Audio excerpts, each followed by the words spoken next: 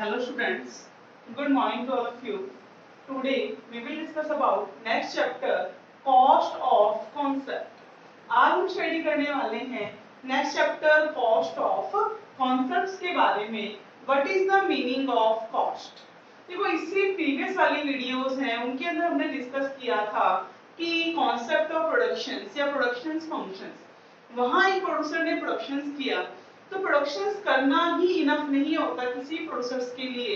Producers के लिए productions करने के बाद उसके कॉस्ट को निकालना भी उतना ही इम्पोर्टेंट है जितना प्रोडक्शंस करना. क्योंकि जब तक उसको कॉस्ट का नहीं पता होगा तब तक वो क्या नहीं कर सकता, अपना रिवेन्यू अर्न नहीं कर सकता. और जब तक वो एस्टिमेशन भी नहीं कर सकता कि उसे और प्रोडक्शंस करना चाहिए नहीं करना चाहिए या फिर कितनी यूनिट्स का उसे प्रोडक्शंस करना है. अब है यहाँ पर कॉस्ट. हम वन बाय वन यहाँ पर स्टेप्स लेते हैं. सबसे पहले what is the meaning of cost. ये कॉस्ट क्या होती है, कॉस्ट किसे कहते हैं. तो कॉस्ट एक तरह से क्या है, एक्सपेंडिचर्स है. कॉस्ट क्या है, एक्सपेंडिचर्स. ये बोल सकते हैं cost refers to the expenditures. Cost क्या है, एक्सपेंडिचर्स है which is incurred by the producer. जिसे प्रोड्यूसर ने क्या किया है, इंकर्ड किया है किसके ऊपर, for to the on the productions of या on the factors inputs and the non factor inputs. जो प्रोड्यूसर्स ने इंक्लूड किया एक्सपेंडिचर्स किसके ऊपर, फैक्टर इनपुट के ऊपर एंड नॉन फैक्टर इनपुट के ऊपर. जो एक्सपेंडिचर्स इंक्लूड किया है फॉर अ गिवन आउटपुट, किसके लिए, एक गिवन आउटपुट के लिए ऑफ अ कंट्री. कंट्री में it is called cost. It is called cost. तो जनरली इसका एक सिंपल सा क्या मीनिंग हो गया, cost refers to the expenditures which is incurred by the producers, which is incurred by the producers on factor inputs as well as non factor input for a output for productions of output of a country या in a economy. It is called cost. ये क्या है, cost है. तो this cost is classified further into two parts. इस cost को two parts के अंदर क्या किया गया, क्लासिफाई किया गया. First is explicit cost, second is implicit cost. कुछ हमारी एक्सप्लिसिट कॉस्ट होती है, कुछ क्या होती है, इम्प्लिसिट कॉस्ट. देखो फैक्टर नॉन फैक्टर इनपुट के बारे में बताने की जरूरत तो है नहीं क्योंकि मतलब जब प्रोडक्शन चैप्टर कराया था तभी आपको क्लियर करवा दिया था कि फैक्टर इनपुट्स क्या है, नॉन फैक्टर इनपुट्स क्या है. एक बार मैं दोबारा से बता देती हूँ. फैक्टर इनपुट्स में क्या है, लैंड, लेबर, कैपिटल, एंटरप्रेन्योर. ये चार ही फैक्टर्स इनपुट है ओनली. नॉन फैक्टरिंग को छोड़कर जितनी भी हम सर्विसेज क्या करते हैं, यूज करते हैं, banking, shipping, insurance, raw material, fuel, ये सब किसके अंदर आते हैं, नॉन फैक्टर इनपुट्स के अंदर आते हैं. Without non factor inputs production is also not possible. जो प्रोडक्शन है वो भी क्या नहीं है, पॉसिबल नहीं है. तो अब क्या करना है, तो यहाँ पर देखो जरूरी नहीं, it is not necessary producers hire all inputs from the market. ये जरूरी नहीं है कि जो प्रोड्यूसर्स है वो सभी इनपुट्स को मार्केट से हायर करें. क्या करें, वो मार्केट से हायर करें. ये भी हो सकता है कि प्रोड्यूसर्स क्या कर रहा है, अपने ही सेल्फ ओन्ड इनपुट्स को क्या कर रहा है, प्रोडक्शंस के अंदर यूज कर रहा है. सेल्फ ओन्ड इनपुट को वो यूज कर रहा है. अब सेल्फ ऑफ इनपुट का मतलब है कि अगर उसका देखो खुद का बिजनेस है तो वो क्या करता है, फैमिली मेंबर्स के अंदर काम कर रहे हैं. फैमिली मेंबर क्या कर रहे हैं, काम. तो क्या कर रहा है, सेल्फ और लेबर, खुद की जो लेबर है उसका काम कर रहा है, यूज कर रहा है. इट मींस कि उसको कोई भी पेमेंट करने की जरूरत नहीं है यदि वो क्या करता है, खुद की इनपुट्स को यूज करता है. खुद की लैंड है, उसके बाद खुद के पास जमीन है, खुद की बिल्डिंग है उसके पास, तो वो अपनी लैंड बिल्डिंग का यूज कर रहा है. खुद की कैपिटल है, वहाँ एज अ एंटरप्रेन्योर भी वो खुद ही काम कर रहा है. इट मींस कंप्लीट जो क्या है इनपुट्स है वो सारे कैसे उसके खुद के इनपुट्स हैं. तो क्या है कि वो क्या नहीं करा, बाहर से कोई पेमेंट नहीं करा. इट मींस वो क्या कर रहा है, केवल इम्प्लिसिट कॉस्ट लगा रहा है. इट मींस एक्सप्लिसिट और इम्प्लिसिट क्या होगा, अब यहाँ से इसका मीनिंग जानते हैं. Explicit cost, explicit cost refers to those cost, explicit cost refers to those expenditures which is incurred by the producers. जो किसके द्वारा incurred किया गया है, producers के द्वारा. For the purchase of input, for the purchase of input from the market. जो input producers ने मार्केट से खरीदा उसके ऊपर किया गया खर्चा which is called explicit cost. क्या होगी वो एक्सप्लिसिट कॉस्ट होगी। भाई प्रोड्यूसर्स ने क्या किया, मार्केट से कैपिटल उठाई, इंटरेस्ट देना पड़ेगा, बाहर से लेबर यूज कर रहा है, क्या देना पड़ेगा उसको, वेजेस देना पड़ेगा। एंटरप्रेन्योर बाहर का कोई बिजनेस स्किल्ड पर्सन है, उसको उसने क्या किया, हायर किया है, प्रॉफिट देना पड़ेगा। लैंड यूज किया है, रेंट देना पड़ेगा। इट मींस मार्केट से जो भी उसने लिया उसके बदले जो खर्चा किया वो क्या है, एक्सप्लिसिट कॉस्ट। और these cost are called also called actual cost. इसको और किस नाम से जाना जाता है, एक्चुअल कॉस्ट के नेम से जाना जाता है। किसे जाना जाता है, एक्चुअल कॉस्ट। अब है second implicit cost. Implicit cost refers to estimated cost या फिर इम्प्यूटेड। ये एक्चुअल नहीं होती। भैया उसने क्या किया, खुद की फैमिली मेंबर्स में काम कर रहे हैं तो उनको सैलरी दे ना दे चल सकता है, उनको सैलरी दे या ना दे ये भी चल सकता है। मींस वो जो कॉस्ट है वो क्या कर ली उसने इंकर कर ली, बट वो कॉस्ट से एस्टिमेट लगाई है। क्या लगाया है, एस्टिमेशन लगाया है केवल। अगर वो ऐसा होगा तो कितनी क्या करती, उसके ऊपर क्या आती कॉस्ट। अगर वो बाहर से हायर करता तो कितनी उसे कॉस्ट देनी पड़ती। अब वही अगर वो क्या कर रहा है, लैंड को यूज कर रहा है, अपनी खुद की लैंड यूज कर रहा है तो उसे कोई रेंट देने की जरूरत नहीं है। खुद की कैपिटल वो यूज कर रहा है तो कोई भी उसे इंटरेस्ट देने की जरूरत नहीं है। तो इस टाइप के जो भी वो खर्चे करते हैं उसको एस्टिमेटेड बोला जाता है या फिर क्या बोला जाता है, इम्प्यूटेड बोला जाता है। क्या बोला जाता है उसको, एस्टिमेटेड या फिर इम्प्यूटेड बोला जाता है। तो इम्प्लिसिट कॉस्ट कौन सी होती है, implicit cost refers to the expenditures which is incurred by the producers, which is incurred by the producers on self-owned input, on self-owned input, खुद के द्वारा यूज किए गए इनपुट के ऊपर।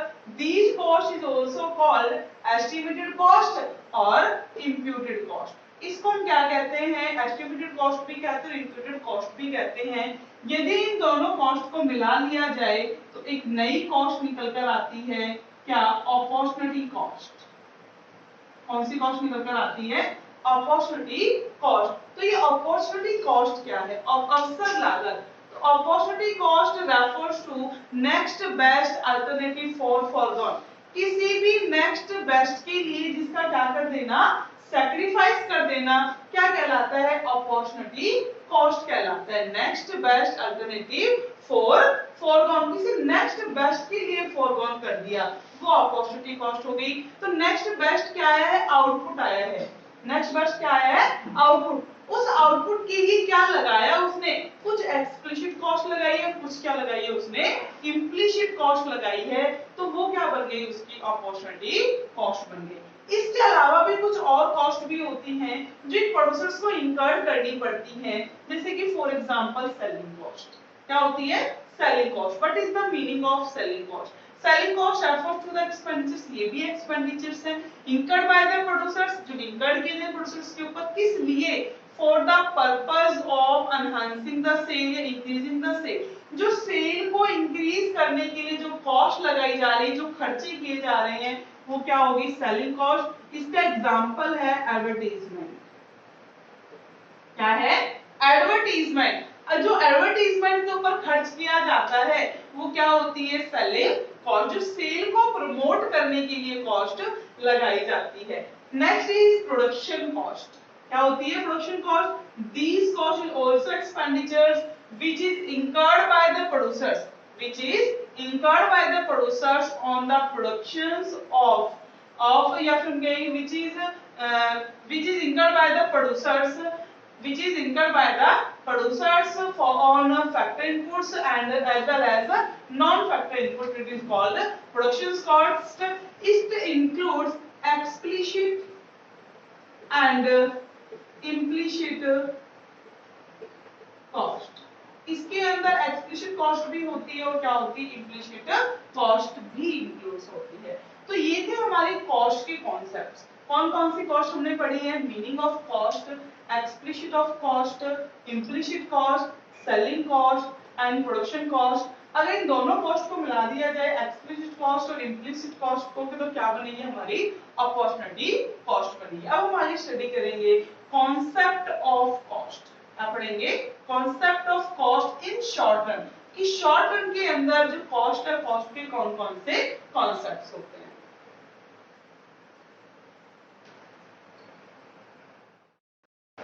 Short run cost, so how many types of short run cost? तो three types of short run cost. First is TC. TC क्या है? Total cost. Second is AC. AC क्या है? Average cost. Third is MC. MC क्या है? Marginal cost. क्या है ये? Marginal cost. तो वन बाई वन हमें क्या करना है, इसकी इस कॉस्ट की स्टडी करनी है। सबसे पहले है TC. What is the meaning of TC? क्या होती है टीसी? Total cost. तो टोटल कॉस्ट क्या है? Total cost is the sum total of fixed cost and variable cost. क्या है ये? Sum total of fixed cost and variable cost, it is called TC, total cost। या फिर हम second definition क्या दे सकते हैं इसकी टोटल कॉस्ट की? Total cost refers to sum total of expenditures। क्या है ये? sum total of expenditure which is incurred by the producers, which is incurred by the producers on fixed factors as well as variable factors। देखो in short run हमने productions के अंदर पढ़ा था, in short run two types of factors are used, fixed factors and variable factors. क्योंकि वहां पर जो आउटपुट है वो आउटपुट इंक्रीज केवल किसकी हेल्प से होता है? वेरिएबल फैक्टर की हेल्प से इंक्रीज होता है। मतलब अगर वेरिएबल फैक्टर्स यूज होंगे तो वेरिएबल कॉस्ट भी क्या होगी? यूज होगी। जब वेरिएबल फैक्टर क्या होंगे? यूज होंगे, तो वेरिएबल कॉस्ट भी क्या होगी? वहां पर यूज होगी। तो वो क्या कह रहा है कि अगर वेरिएबल कॉस्ट और फिक्स्ड कॉस्ट इन दोनों के ऊपर किया गया खर्चा bye the producer, it is called total cost. अगर उसका टोटल कर दिया जाए तो टीसी आ जाता है। तो थर्ड हम ये भी बोल सकते हैं TC is equal to total fixed cost plus total variable cost. क्या होता है? Total cost is equal to total fixed cost and total variable cost. अब यहाँ पर हम थोड़ा फॉर्मूला देखते हैं कि टीसी क्या है? टोटल फिक्स्ड कॉस्ट है और टोटल वेरिएबल कॉस्ट का टोटल है। कैसे है? देखो TC, TC is equal to TFC plus TBC. TC क्या है? TFC plus TBC. यहीं से बहुत सारे फॉर्मूले बनते हैं इसके। अगर आपको क्या निकालना है? टीएफसी, तो टीसी माइनस टीबीसी। अगर थर्ड आपको टीबीसी कैलकुलेट करना है तो क्या करना होगा? TC minus TFC. इसी से तीन फॉर्मूले बनते हैं, बहुत ज्यादा इंपॉर्टेंट है। आगे से रिलेटेड जो न्यूमेरिकल क्वेश्चंस होंगे वहां पर आप इसका यूज करोगे। तो शॉर्ट रन कॉस्ट के अंदर टीसी हो गया, टीएफसी हो गया, टीबीसी हो गया। हमें सबसे पहले टीसी देखना है। टीसी टोटल है टीएफसी को टीबीसी का। इट मीन सबसे पहले क्या आएगा? TFC, total fixed cost. क्या जाने? Total fixed cost. तो टोटल फिक्स्ड कॉस्ट क्या है? टोटल फिक्स्ड कॉस्ट मतलब फिक्स्ड एक्सपेंडिचर्स। क्या है ये? Fixed expenditures, fixed expenditures incurred by the producers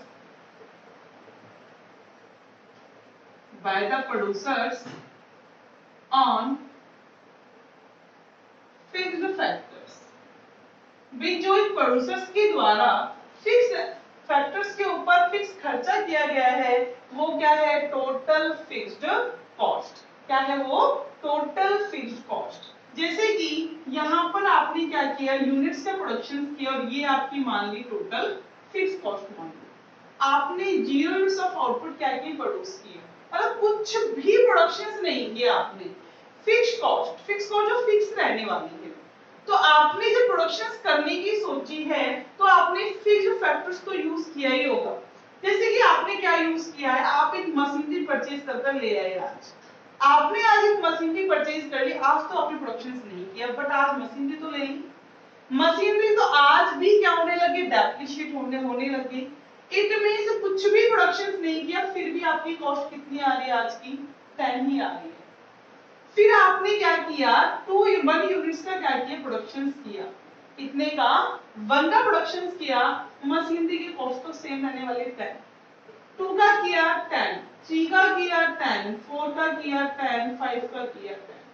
मतलब कि आप कितनी भी 0 यूनिट्स प्रोड्यूस करो तब भी 10 है, 1000 यूनिट्स का प्रोडक्शन करो तब भी क्या है, प्रोडक्शन 10 यूनिट्स का ही है। तो प्रोडक्शन जो हमारा फिक्स कॉस्ट है, फिक्स कॉस्ट नेवर भी चेंज, वो कभी भी चेंज नहीं होगी। जैसे कि फॉर एग्जांपल आपने क्या किया, रूम रेंट पर लिया है, आप क्या किए, रूम को रेंट पर लेने के लिए वो आपने बोला कि मुझे रेंट पर चाहिए, उन्होंने कहा ठीक है आज से आप ले लो, आज ही आपको क्या दे दी, की दे दी। जबकि आपने आज सामान रखा नहीं है, आज आप उसमें रहे नहीं हो, बट रेंट आज से लगना स्टार्ट हो गया। रेंट आज से ही लगना स्टार्ट हो गया। सपोज आपने वो कितने में लिया, 3000 में लिया है, वो रूम कितने में लिया आपने, 3000 में लिया। आप उसमें रह भी नहीं रहे हो, आप सिंगल रहते हो तब भी 3000, आप उसमें पूरा फैमिली मेंबर रहते हो तब भी 3000, या फिर आपके रिलेटिव्स भी आ जाते हैं तब भी 3000। जो रेंट है वो तो फिक्स रहने वाला है, आप उस रूम में चाहे कितने भी रहो या मत रहो, आपको 3000 तो क्या करना होगा, पे करना ही होगा। इट मींस वो कॉस्ट कैसी हो गई, फिक्स कॉस्ट हो गई। कैसी कॉस्ट हो गई, फिक्स्ड कॉस्ट की। आप कुछ भी रहो या मत रहो, या प्रोडक्शन करो या मत करो, वो कॉस्ट कैसी हो गई आपकी, फिक्स हो गई। It means TFC never be 0। इससे क्या शो हो रहा है, टीएफसी नेवर बी 0। टीएफसी कभी भी 0 नहीं होता, इवन आउटपुट इज 0। चाहे आउटपुट क्या है, 0 है, but TFC total fix cost कभी भी 0 नहीं होती। सेकंड क्या हो गया, TFC can not change with change in output. Output के साथ साथ टीएफसी कभी भी चेंज नहीं होती, ये हमेशा कैसी रहेगी, फिक्स रहेगी, हमेशा कैसी रहेगी, फिक्स। OX एंड OL, यहां पर क्या लिया आपने, यूनिट्स प्रोड्यूस की और ये क्या हो गई आपकी कॉस्ट। 1 2 3 4 5 6 10 20 30 40 50। 0 यूनिट्स का प्रोडक्शन किया, कुछ प्रोडक्शन नहीं किया, कॉस्ट कितनी है 10। 1 का किया 10, 2 का कितना किया 10, तो ये हमेशा कैसे रहेगी, फिक्स रहने वाली है, इसमें कोई भी चेंज नहीं आएगा। तो ये क्या है आपकी टोटल फिक्स्ड कॉस्ट है। क्या है ये total fixed cost. The curve of TFC always horizontal, क्या आएगा, always horizontal and parallel to X axis ही हो गया। क्लियर हो गया। अब आगे जो इसके टीवीसी पार्ट है, टीएफसी के कुछ पार्ट्स है, टीसी है, वो हम नेक्स्ट वीडियो में करेंगे, क्योंकि ज्यादा हो जाएगा फिर आपको क्लियर नहीं हो पाएगा। समझ आ गया।